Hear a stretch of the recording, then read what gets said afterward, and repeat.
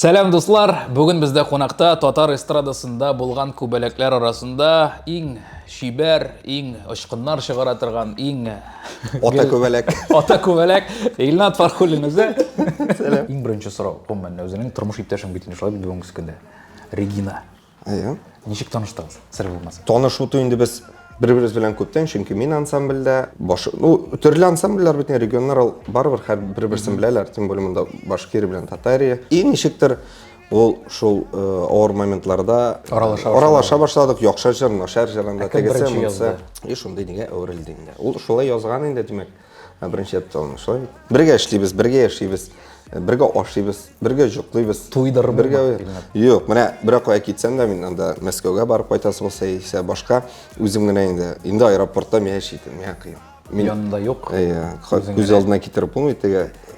Булай хотя бы анда. Тегенең белән бөтен эшне эшли бит инде. Син бүген бәхетлеме? Әлбәттә.